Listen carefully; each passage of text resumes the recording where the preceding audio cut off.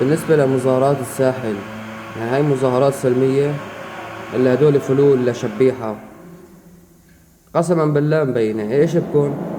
قتلوا 4 5 من أمن العام، وهجموا على العالم بسكاكين وبالصواطير وبالسلاح. وين عم تحموا المتظاهرين؟ هدول ما المتظاهرين، هدول فلول وشبيحة، وفي برقبتهم دم، واخر همهم السلم الاهلي. لازم يتم اعتقالهم من اكبرهم لاصغرهم. شو المسخرة هاي؟ لسه كنار والتاني بيطلع شيخ انزلوا انزلوا انزلوا. لعنة الله عليكم على مشايخكم كلها. ولا واحد منكم شايل علم السوري يا كلاب. وين المظاهرة بالموضوع؟ كنت طالبوا بحالكم، طالبوا بكلمتين.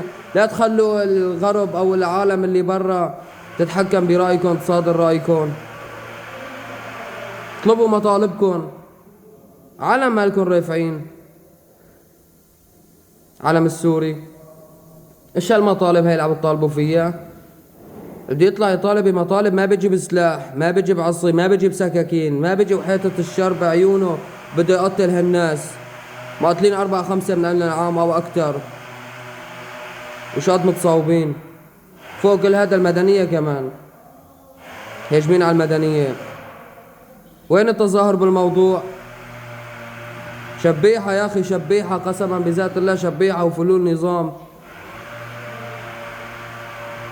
ليش عاملين هيك؟ هيك عم تعملوا؟ فتحوا عيونكم. الله اكبر. شبيحة، فهموا؟ شبيحة. بدهم حرق.